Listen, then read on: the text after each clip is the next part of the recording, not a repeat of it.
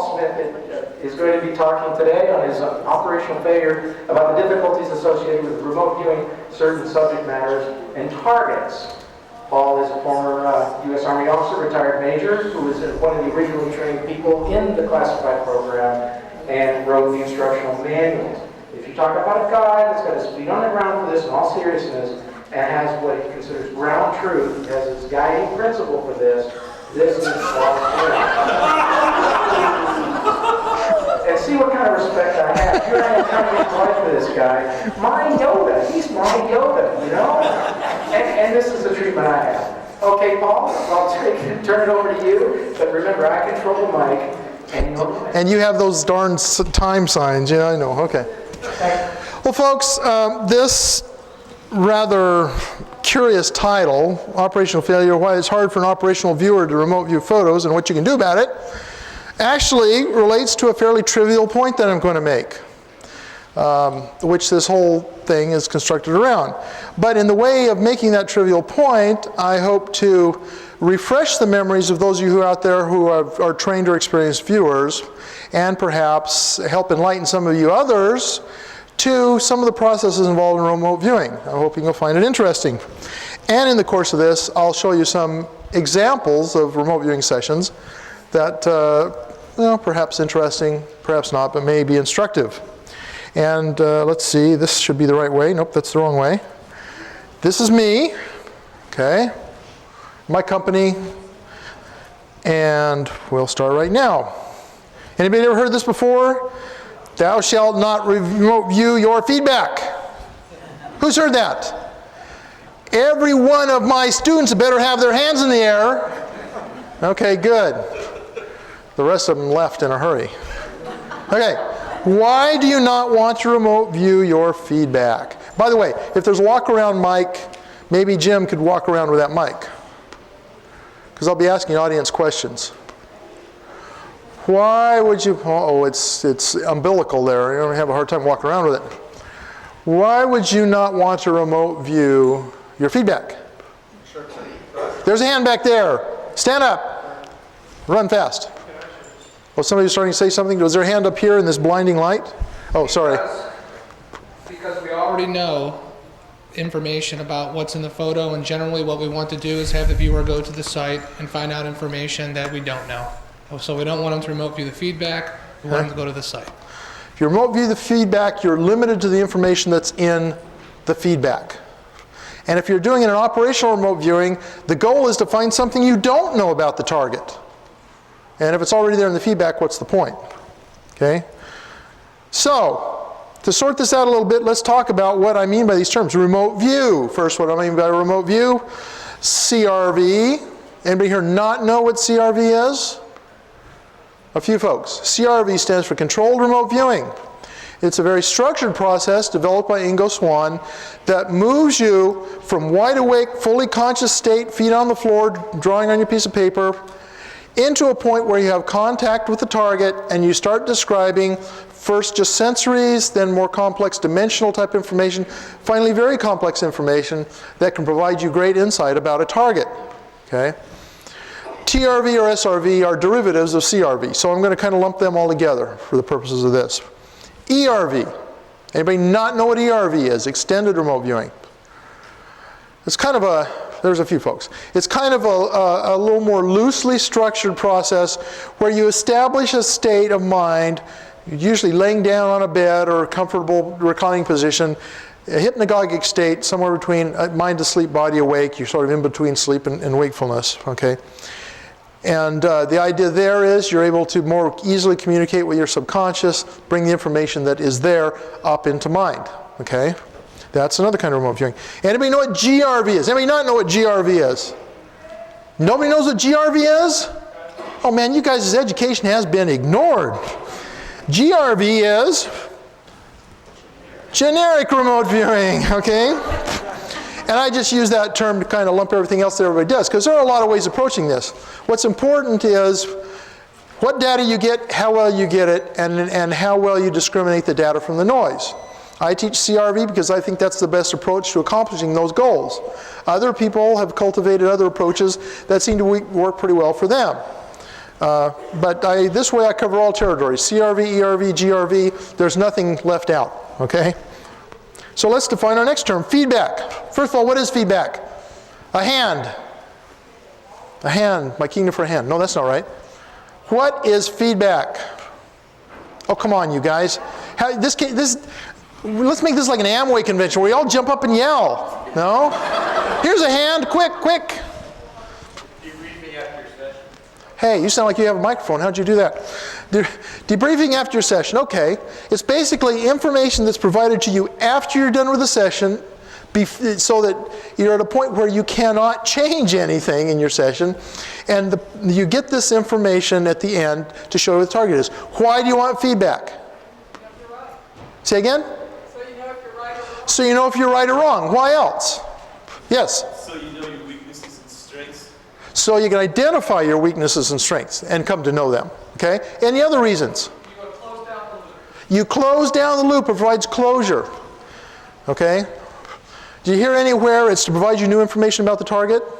No, it is not for that purpose. Okay, good. Why have it? We answered that. Why shouldn't we remote view the feedback? We answered that a little bit because we're looking for new information about the target, not the same old information we already know. Are there any other reasons not to remote view your feedback? What? Oh, sorry. Okay. Nobody knows? I don't either. No, not true. Why shouldn't we remote view feedback? First of all, if that's all you learn to do, then you are not going to be successful as an operational remote viewer. And we'll find out why. Let's talk about operational remote viewing. In a target that you are remote viewing operationally, remember you are not going to your feedback, you're not going to that photograph that you're going to be shown at the end of your session. You're going to the actual target. And when I say going, that's really hypothetical. Who knows exactly what's happening? But I'll speak for ease of convenience of going there and perceiving the target. You're going to the real world target, not to that piece of paper that's got the photograph on it. Okay? So you get to this target you've been tasked, and you're going to have all of these things associated with that target. You're going to have sensories. In other words, when I say sensories, those are the kinds of data bits that you detect that pertain to your senses. There'll be colors, there'll be qualities of light, there'll be sounds, smells, textures, tastes, all these kinds of things, okay? Sensories are there. You have dimensionals. When I say dimensionals, that's just a convenient way of talking about being able to perceive whether it's long or tall or round or dense or hollow, things that pertain to the dimensional qualities of a real world target. You may detect movement or motion. There may be things moving about the target. And there's another thing that you experience I didn't put on here, is mobility, the mobility of your point of view. You may be able to go to this target and perceive it from the front, or the back, or the top, or the inside. Some of the early demonstrations of this occurred at SRI when one of the targets was a drill press. And the viewer came in and described the stool and some other things about it, and then drew the gear mechanism in the top of the drill press. This thing was like 7 feet tall, okay? And somebody standing on the floor in a normal point of view would not have seen the gear mechanism in the top. And yet the viewer, perceiving this thing from all different angles, was able to detect that, okay? So you have a point of view that can move all over, besides being able to detect motion or movement at the target to some degree. That's a little bit of limited faculty to some degree, but it has happened and can happen. You get a 3D or even a 4D view of this thing. You sense the dimensional qualities of it, therefore you can kind of see how things are in relation in a spatial relation. 4D, I'm not going to insult your intelligence by asking you what that is. Now I won't ask you. Is the time, the temporal element to it, okay? All of this is present in an operational type target. And it may be a training target in reality, but we're calling it an operational type target.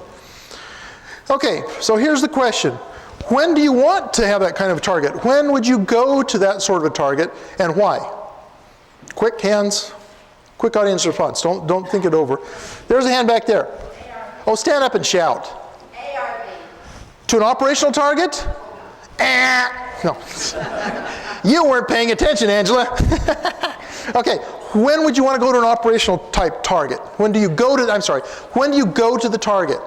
When I'm talking about actually perceiving the target as it really is. When do you want to do that?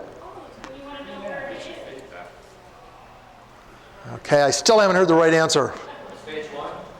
No. Okay, that's clever. Okay, no, it's when you want to know lots of facts about it. We actually kind of answered this before. You want to know lots of facts about it that may be unknown, or that at least are not you're trying to answer a question, right? That's a little fuzzy of an answer, and I'll distinguish it a little bit better here. And that sort of answers the why as well. Okay, we'll get back to that. Sorry, I didn't do a good job with that point. Okay, when do you want to RV a photo, and why? When do you want to remote view your feedback, essentially, and why? Okay. If the information is on that photo that you want to find. If the information is on the photo that you want to get, okay. All right. When else? Trading, For, when you're trying to learn okay. maybe it's right or wrong. Okay. That's problematic. I would say no to that. And maybe we'll get into that in a second. We actually sort of touched on it. Okay, when? You mentioned it. Go ahead, Angela. Give me the right answer now. She's not going to talk. Oh, man. ARV is one really good time. There are actually two main times when you want to do the target. You didn't know that was the answer I was looking for, did you? You thought I was going to ambush you again. Sorry. ARV and in a scientific laboratory setting. I'll talk about ARV in a second because that's what I'm mainly going to focus on. Why in a scientific setting, in a laboratory experimental setting, would you want to go to the photo and not to the actual target? Well, I see hands going halfway up, huh? Documentation, Documentation, what do you mean by that? it's set and always will be set for posterity. Exactly. You have control of the variables. In a scientific experiment, you want to limit the variation as many of the variables as you can so you can test the variables that you want to test. If you have a photo, then you know exactly what's in there, you know exactly what kind of patterns and appearances it has, okay? And it's a whole lot easier to measure whether the viewer has actually described that target or not. It's a lot better if you have a viewer going to a target and there are 5 different ways to view this target out there and you run 10 viewers on it, you can get all kinds of mixed up different kinds of views of this thing that you can't quite tell sometimes whether they actually did the target or not. A photo is one view, one representation of the target, then you can actually measure and sort out. Yes? Isn't the photo an energy imprint of the target, and then when you remote view the photo, you're actually remote viewing the target as well? Isn't the photo the energy imprint and you're actually remote viewing the target when you remote view the photo? No. Okay, but I'll talk about that actually in a minute. There's some interesting thoughts about that. But when you're talking, particularly CRV, but most of these things, you'll see why I said no to that, okay? Where are we? Okay, now, yeah, okay. If we do a lot of remote viewing of photos, we get used to remote viewing the photo, and it makes us, this slide should have been elsewhere, but that's okay, I'll introduce it here. We get used to that, it becomes a little more difficult to go to a live real-world target and sort your way around it. You know, just like in anything else in life, you get used to one kind of a mode of behavior, then it sometimes can be hard to adjust to a different mode. Now, there are people who've overcome that, it takes practice, and anybody can actually overcome it that wants to, once you're aware that it can be a problem. So we're going to talk about how to deal with this, how to retain, let me see if my next slide makes sense. No, not yet. How to retain your operational ability while still becoming competent in remote viewing photographs. Oh, I didn't talk about ARV yet, but I'll get into that here next in a minute. Let's talk about the properties of a real-world target. Okay? Real-world targets have color, patterns, shapes, surface qualities. Okay, do photos have those qualities? Color, pattern, shape, surface qualities? In a way they do. I'll have all of them. Surface qualities, we can determine texture oftentimes by how something looks. That's not a universal thing. Some rough things turn out to be smooth when you touch them, and vice versa, for example. But in general, you can detect surface qualities by how they look. So these things, they kind of have a common in photos. But here's things that a real-world target has that a photo doesn't. It has smell, it has taste, it has sound, and it has tactiles, real tactiles, so you can actually detect, okay?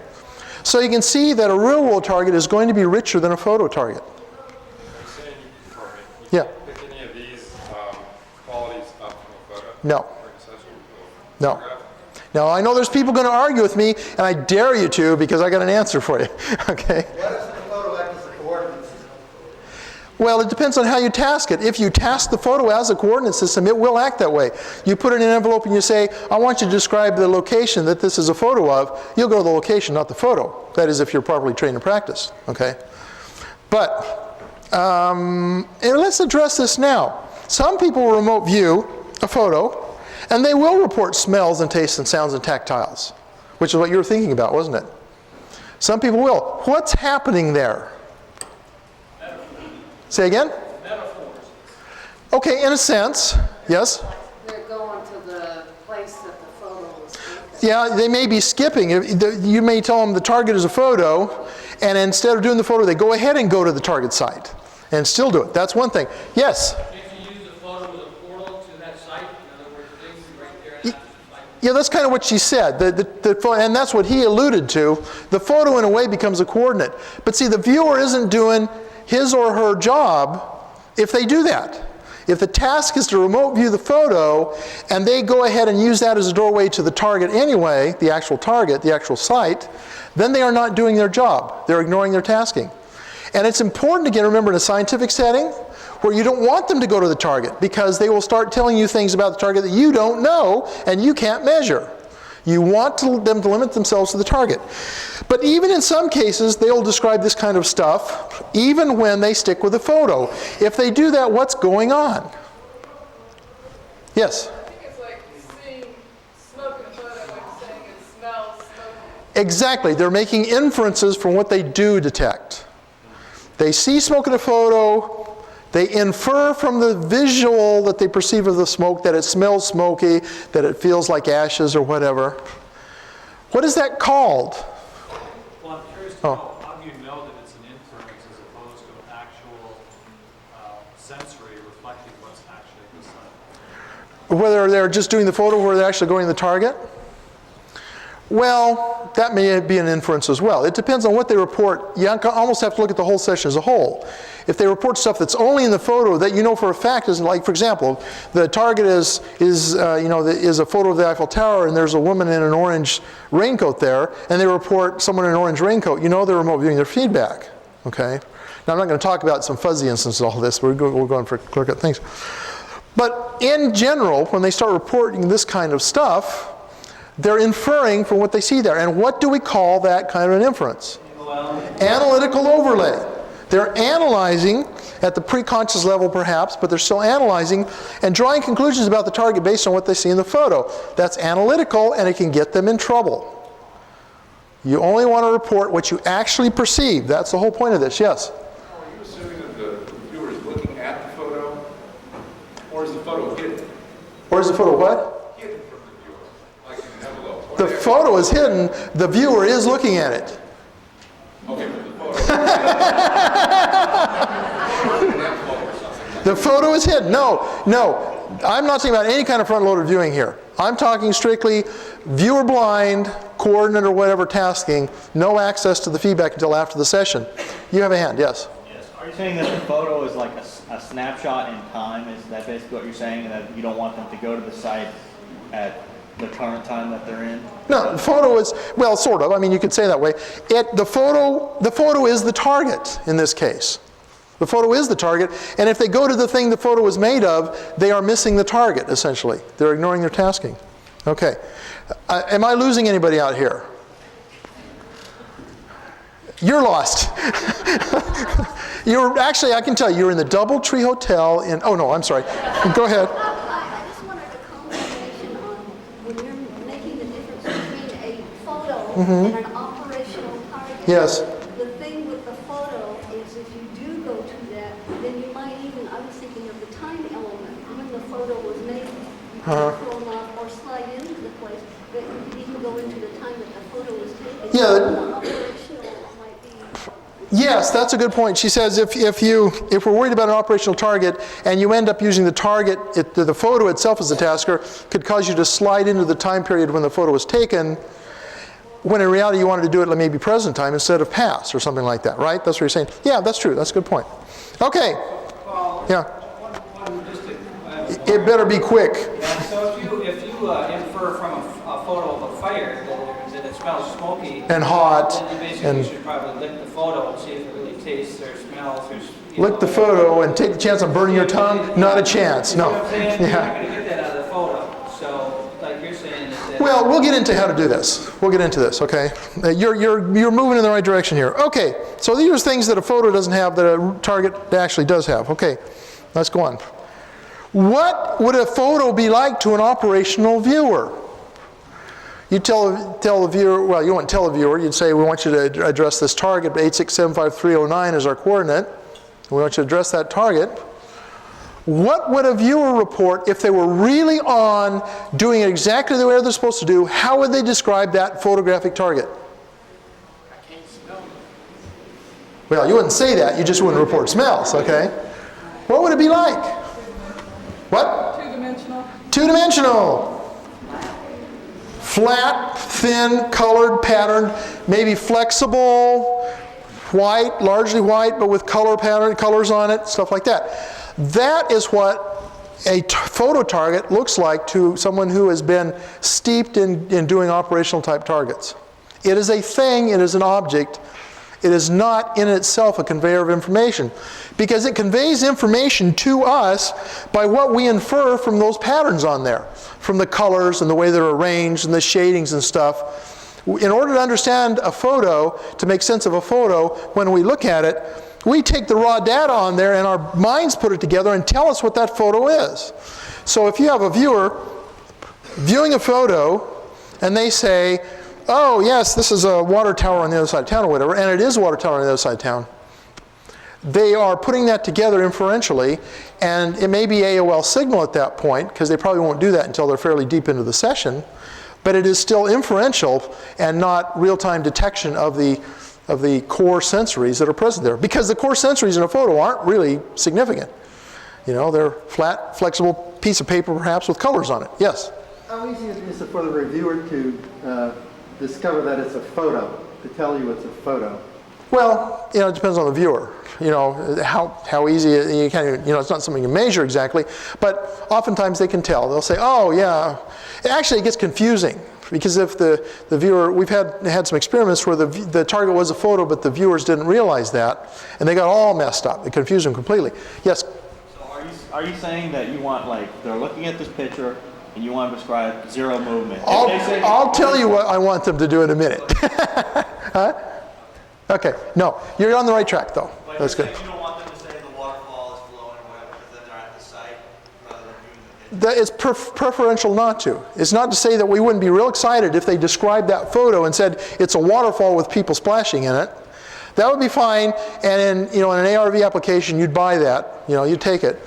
But the problem with that is it's not very consistent. Sometimes you'll get it really good because your inferential qualities are getting it right, and other time your inferential processes will get little bits and pieces of it and put something way wrong together and tell you the wrong story. Okay, so we'll see how this goes. Just a second. So how do we solve the problem? How does an operational viewer remote view a photo successfully? Okay. Now, I've only been through this a couple times, so whatever the next slide is as much a surprise to me as it is to you. Let's see. So this is sort of a second title slide. This was actually one of my ARV targets that I was given in an experiment I was working on. And let me tell you, this is a great photo because you have no clue what this is when you're remote viewing it. You know, you'll get bits and pieces and you say, I have no idea. And well, as you'll see in a minute, that's not a bad thing. Okay, what's my next thing? So let's talk briefly about Shannon entropy. When Ed May and other folks have done remote viewing experiments in the lab, particularly in the 90s, they tried to consider, you know, they found that they had fairly low results many times in using photo targets. They were trying to figure out how they could increase the attractiveness of a target. And so they started talking about and trying to measure Shannon entropy. And you can see what this is. It's just how much of contrast there is in a photo.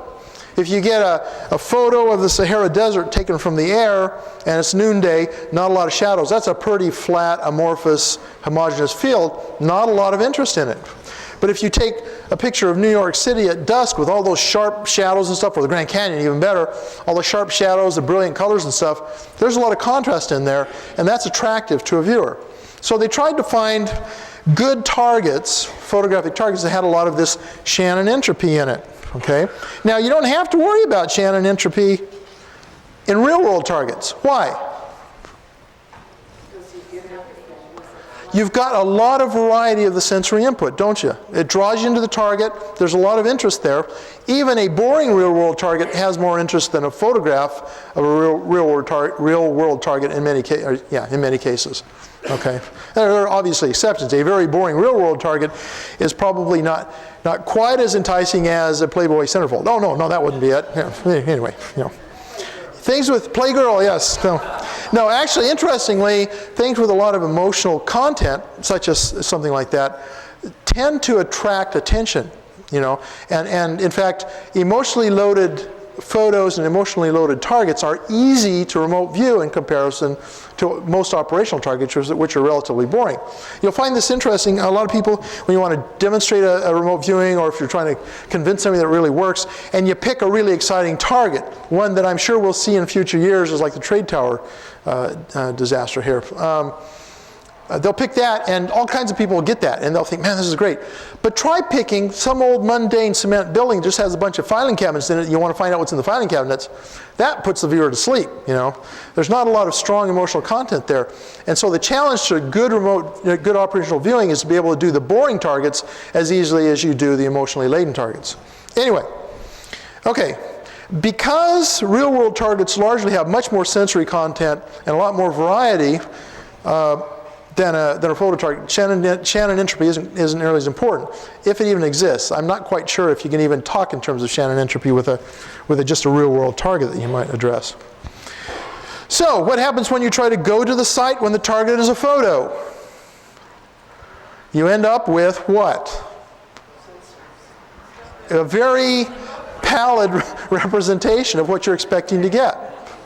And your mind might even try to invent stuff, because your subconscious says, well, this is just a flat piece of paper with a bunch of colors on it.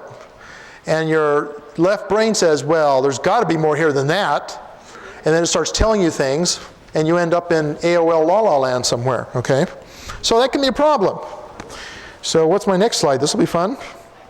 Oh, what happens depends partly on if there is a target there anymore, okay? Many photos are taken of things that are ephemeral, that will be gone, either moved off or whatever. The woman in the orange raincoat in front of the Eiffel Tower, if I want my viewer to actually go there and describe the Eiffel Tower, and the viewer says, oh, there's someone with an orange raincoat here, I'm going to get out my ruler and slap them on the hand, because they just remote viewed the feedback and they were supposed to actually go to the target, remote view the target. Because you know, if they report the orange thing, the odds of somebody being there at that moment with an orange raincoat are pretty darn slim. Okay? How am I doing for time? I haven't got a time hack yet. Yeah, I gave you half an hour ago. Oh, did you? I didn't even see it. Okay. Okay. So that's one of the indicators whether you're doing the feedback or not, or you find things that are in the feedback that wouldn't be at the site otherwise. Okay? So there may not be a target there anymore, and you go to the photo. This was kind of brought up earlier, as I recall. You go to the actual target of the photo. There's no target there. Then you have all kinds of things. It's like trying to divide by zero. You know, there's no real known answer. Okay. The other thing, if there is anything new or different at the target location, the photo is in New York City on the 10th of September, and you go there current time now, and there's something missing. You know. That will confuse the person trying to do the analysis work if they have a picture where there is not, you know, the trade towers aren't there anymore. Okay. Do you always ask the viewer what the time was when the photo was taken? Do you ask them that? Yeah. No. You don't tell them that either. You do tell them whether you want real time or whether it's a temporal exercise, because, or at least you have an understanding when they're doing real time. Like, for example, in my training courses, in the basic course, I tell them that all the targets they work in the basic course are going to be real time. And so don't bother going into the past, don't bother going into the future. I want now. Okay. What you do is you treat the photo as a thing in itself to overcome this problem. You treat it as the target, and you know it's the target. So you do tell, I guess, if you're going to do this, you do tell the viewer that the photo is a target. I'm sorry, the target is a photo. Okay, you do tell them that much. Of course, you are not telling them anything about the content. You're not telling about anything that's in the photo. You're just letting them know what type of target it is, so that they will be not looking for something that isn't there. Okay? This was also another target, photo target that I was given. Talk about weird and bizarre things. Okay? The point to make here, and I'll have to explain a term here, the target's gestalt is not what is pictured in the photo. If the target is the Eiffel Tower, the gestalt is not rising up, angled down structure. The gestalt is not structure, the gestalt is paper. Right? Because that's the nature of the real world target. Paper's man-made, that's true. You could, yeah. Don't confuse the issue with facts, please. No, okay. Okay, gestalt is, of course, when we use that term, we mean the overall nature of this target. The best word that expresses the nature of this target, and it might be structure, it might be land, it might be water, it might be life form, it might be event, something like that. Okay. What the photo is printed on or displayed on is the gestalt of this target. You know, when I'm doing ARVs, oftentimes, I'll talk about ARV in a minute, my photo comes in on the computer. And so I get surface, hard, flat across surface, and then I describe what's on that surface. So your ideogram in stage 1 in CRV, now this doesn't apply to ERV, although the general principles do. Your ideogram in stage 1 will reflect paper or surface, not structure, land, water, or etc. Sensory input will only include colors, gradation of light, and shadings. Dimensionals will only be linear, not 3D. In other words, slanting, up, across, things like that, rounded. Yes? Could you stand up, please? I can hear you better if you stand up. Couldn't you ask them to view the photo as if it were 3D? No, that would confuse things. And I'll show you what, at least the approach I use. Now, I meant to add this caveat up front. This is the way I approach it, okay? If you have something that works for you, I'm not telling you to stop doing that, okay? But I found this, I've had no success trying to do it operationally until I figured this out, okay? And it works for me, but it might not work for everybody, okay? Data beyond what I just said, let's go back. Data beyond colors, gradation of light, and shadings, and dimensional and linear dimensions will be inferred from the target, not detected from it. I talked about that before. Otherwise, you will be treating the photo as an operational target. You're going to be trying to go to the place, okay, going to where the actual target picture was of. And treating a photo target like it was an operational target can cause trouble. Okay. Now, let's talk about ARV quickly. Anybody here not know what ARV is? There are enough of you to justify a quick explanation. ARV is not a method of remote viewing, it's a method of tasking a remote viewer. The object is to send yourself information from the future so that you can make a decision in the present. So let's use a stock market example. We have a stock that's either going to go up or go down. We want to invest in the stock or take our investment out of it. We want to know if it's going up or down before the market closes so we can make a decision. Hal showed this last night, many of you saw it. You pick an object, two objects or two photos that are distinct enough that when a viewer remote views them, you'll be able to determine which object it is that they remote viewed, and one or the other of those objects stands for up, the other one stands for down, for example. So you're trying to find out which object you're going to be shown in the future to tell you whether that stock is going to go up or go down. Was that clear enough? I hope. Say again? Associative. Because what you're doing is you're associating one of those objects or one of those photos with an outcome, with a decision. Okay? Okay. So in associative remote viewing, and you're using photos, the only point is to tell the difference between two objects or photos. That's all you need to do. You do not need to have a knockdown, drag them out, tell every possible detail about this thing kind of a session that you would in an operational setting when you want to answer an intelligence problem or find a murderer or something like that. You just want to be able to discriminate between two targets. Therefore, your data doesn't have to be very sophisticated. It can be fairly crude as long as it's very clear and helps you to distinguish between the two alternatives that you have. Now, some people make this more complicated and make it 3 alternatives. That's still doable, but it gets a little more complicated. I'm not going to go there. We're going to stick with the 2 alternatives. So, this is something Gabi told me in one of my recent sessions. It was a hit. And she said, snicker. She was laughing at me. She did that a lot. Here's your feedback. Keep having no clue what you're looking at, and we'll do great. And that's the key. You don't need to know what this is. You just need to provide the information so the tasker can figure it out. There's lots of folks who get into this, and they have some success, but they have a real struggle. They have a terrible time because they're fighting themselves. They're fighting their own inner attempts to want to know what this is and try and figure it out. And they make it way more complicated than they have to. You just want raw data, and you want it easy to decipher so that the tasker can figure it out, and not you. Here's an example, okay? This is a target that was a hit, and you see all these things. Can anybody tell what this is? What does this look like? A lighthouse or something? A building? What are these things on here anyway? Windows. Okay, what about this? You know, I AOL'd a sphinx or pyramid. It looked like this, but there were some funny things in here, like teeth, but they seemed more like windows. That was really weird. Okay, that's an interesting AOL signal that you just, or AOL matching that you just expressed. That was the target. Now, here's the target with the things. Note this. See this? And then I put a point on it, didn't I? This, of course, is, look at the superstructure here. And this right here, and then this angle here.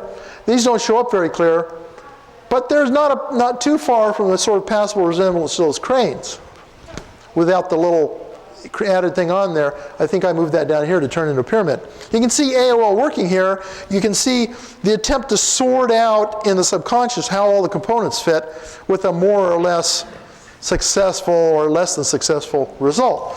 But it was good enough that Gabi could tell the difference between this target and its competitor target, the distractor target. And so we had a hit. Okay? One thing to keep in mind, subjective validation. Anybody know what subjective validation is? Somebody chuckled. They must know what it is. Go ahead. Yell it out. Stand up. Tell me what it is. Subjective validation. Up. I'm used to dealing with my Cub Scouts. Sorry. Stand up. Okay. Subjective validation is validation from your own biases, your own analysis. That's right. Your own point of view. You try and make your data fit the target. You have a remote viewing session, somebody shows you the feedback, you look at it and say, oh yeah, I hit the target. Here's a line that goes like this. On my target, there's a line that goes like this. You know, I mentioned the color red, and look, here's red in this target. Obviously, I was on. I don't think so. You know, it's hard to say. Subjective validation is a problem in remote viewing because people are tempted to stretch their data farther than it really will go. And so they might declare a hit or a success when it's really questionable whether they really did have a hit or a success. However, in this approach, in ARV, it's less relevant, okay, in ARV, because you have 2 targets and the goal is to pick out which target it is. Whichever one your data looks most like is the one you pick. Okay? So you don't know which target is the right one in this case. So it kind of short circuits the subjective validation problem. That's useful in experiments, and that's why ARV is potentially a very valuable experimental approach to remote viewing, because you do avoid this problem, particularly when you're doing precognitive remote viewing and target selection sets. Okay? Here's some more examples. And how am I doing on time? Okay, good, we're fine. Okay, see this interesting thing, which I call a hyena head. I didn't know what it was. This might have been the one that Gabi said, keep having no clue and you'll be all right. Of course, lots of people have told me that. They actually prefer I would get a clue. But anyway, we see these things here. I didn't know what this was. I just felt like drawing them, you know? So let's see what the target was. Now you see some of the words I got in the process. These were AOL suggested by my inferential capacity trying to draw some conclusions about this. In this case, they weren't too far off. But you kind of see the shape here. You see these crisscrossing elements back there, which I tried to capture here. Okay? And I noted colors. Now, colors are really good in this. I found that my colors were very often very accurate. I usually got all or most of the colors in the target and very few wrong colors when I did this. Okay, you know, yellow, gray, smooth, damp, looking moist, slimy. Okay, I guess they're not really slimy, but. And I got the impression of organic, reinforced, dark green, glistening grayish, crinkled, pleated. That was the fun part, crinkled and pleated. You know, I knew there was something there that was alligator-like, but I didn't know that. Okay, so anyway, you get the idea from that. I had this one here. Okay, what does this look like? If you're just looking at it, what would you guess it was? What does that look like right there? Looks like a planet or the ice cream cone your little kid just dropped. This right here? What? Okay. And this, who knows, okay. Are you ready for this? Drum roll. That was the target. Okay. Now I'm going to show you break it down a little bit here. See this right here? And this surrounding thing here? And these clusters of things with the colors running through them, see? Paul, you could point out that that's an excellent target. Say again? That was picked out, and that was an excellent target. Yes. The other one was, but that was a good one. Yeah. Gabi, well, she had the target base and it was randomly chosen, but yeah, it was a great target. Here's a little bit more. You see how this fits? Okay. Now, looking at the data, you couldn't have told what the heck that was. But when you're trying to pick out one target versus the other, it's perfect. Very rough. I mean, I've done sessions that were, I mean, you could, I don't know what you could say, I mean, extremely detailed.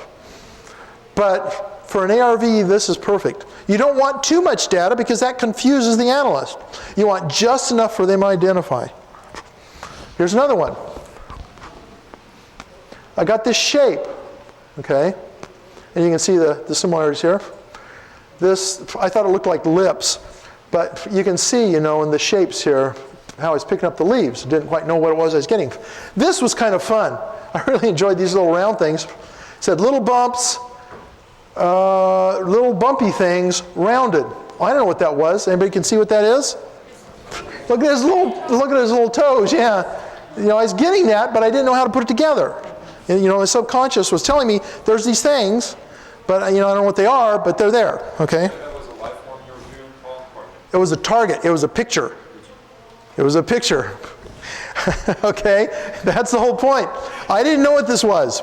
I didn't care what the subject was. All I cared about was that I got the kind of data necessary to make that discrimination. Okay? Then there's this one. This is my last example, and I'll take some questions. This was fun. See this? Reminded me of goggles, eyeglasses, and owl face. Had this thing, and this thing with these fuzzy things coming out. I had no idea what that was. Are you ready?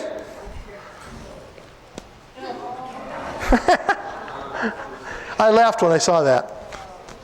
Looking at it, you would have a clue what it was. It might get an idea, well, maybe it's an owl or something like my AOL suggested. But when you then match it with a photo, this was another hit because it was easy to discriminate this from the actual, from the discriminator target.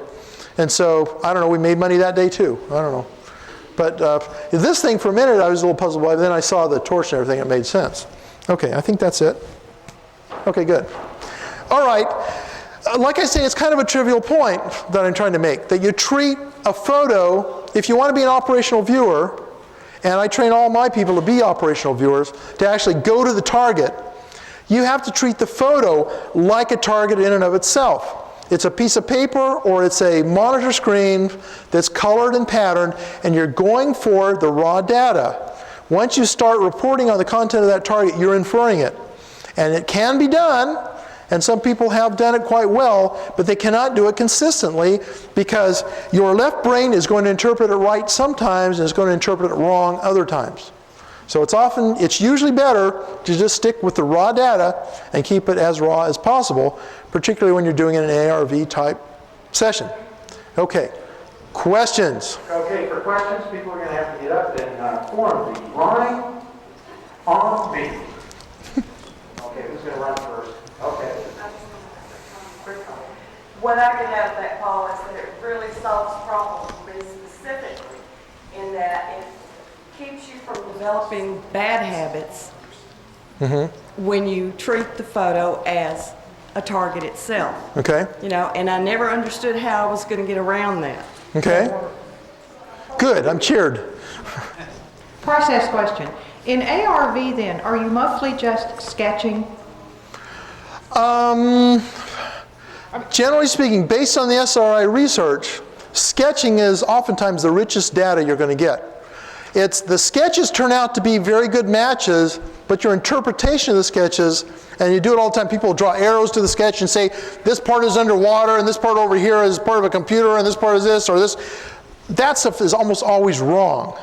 The sketches, then, you lay it up on the thing. A prime example is a waterfall target I had. The student did the target, right, and got his sketch, which I'll see, I don't know if it's doing any good. Went across the top like this, had this thing come down like this, and said, this is white, this is dark and brown, it's land, it's a highway.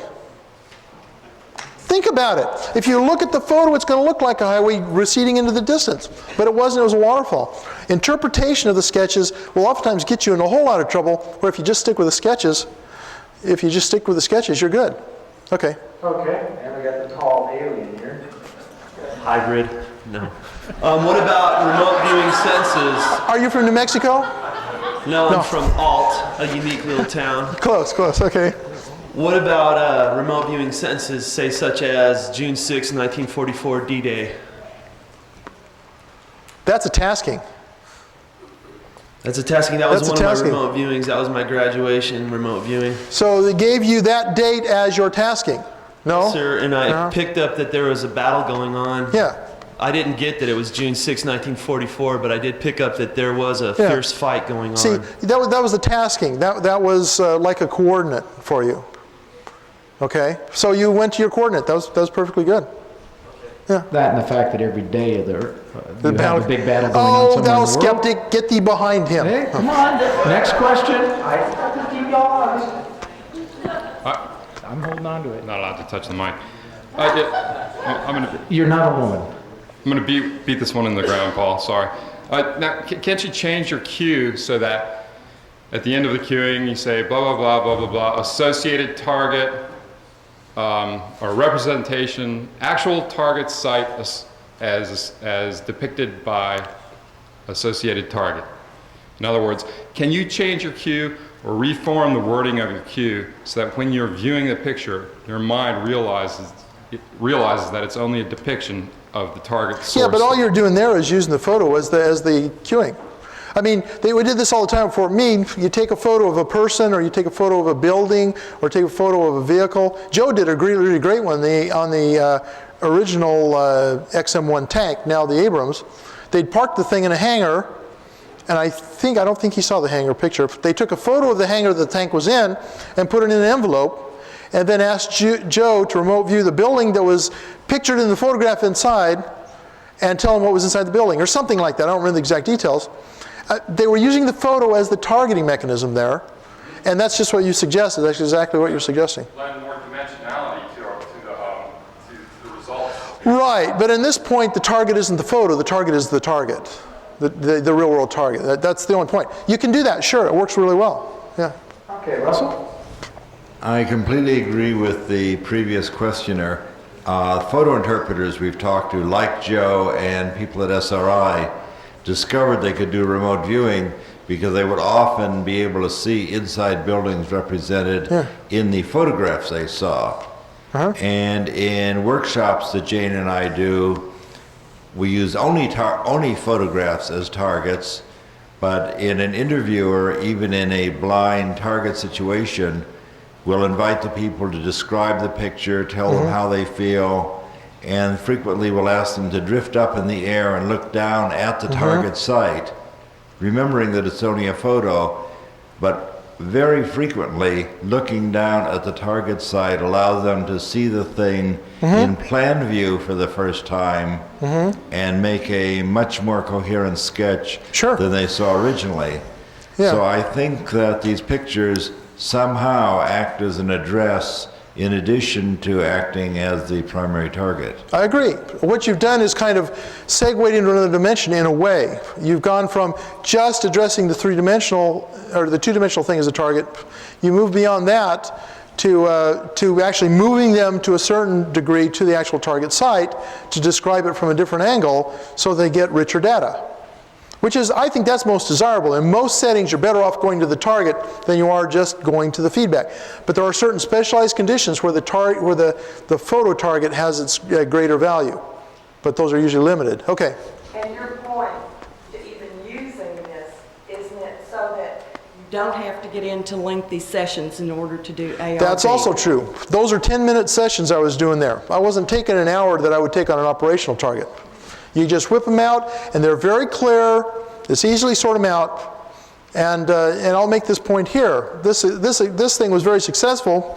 At our 18 target point, I had had 14 hits. That's this year when we were doing it. 14 hits out of 18, 2 passes where they couldn't discriminate, and only 2 misses. That means we lost money 2 times. We made money 14 times using this. And I had done another experiment with Gabi a year ago in the spring, in which there had been 12 targets and I had hit 8 of them, missed 3 and passed on 1. So this is a consistent kind of a thing. And JFK was involved, John Kovacs was involved in this as well. So I don't know what his hit rate was. We tried to keep that clean so we didn't confuse each other. Go ahead, Sirle. It's not going to be a question, but more to support Russell Targ's comment that sometimes remote viewers seem to enter the picture. In another context, may be similar, may be related to hypnagogic state, therefore the extended remote view would be related. And people in experiences with out-of-body experience, sometimes people have problem with pictures on the walls. They enter the picture and act as if it is a different world until they take a while to realize that actually they entered the picture and not went somewhere else. So that's one of the difficulties. So it's Let me be clear here. Let me be clear here. I completely agree with you, and I completely agree with Russell, and you too, that those things happen. But you're missing my point. My point is that once you, quote, enter the picture, you're no longer in the picture. You are going to the actual target site. And when I talk about remote viewing pictures, I'm talking about very specific uses. ARV, scientific experiments, things where you want to limit the amount of detail and the amount of connection you have with a particular target to aid in analysis or aid in evaluation or something like that. All the rest of the time, you ought to be going to the target because you got much richer information base at a real target than you do buried in a photograph, no matter how good it is. Even if it's one of Robert Knight's photographs, you still are limiting it. Okay. All right. Thank you very much, Paul.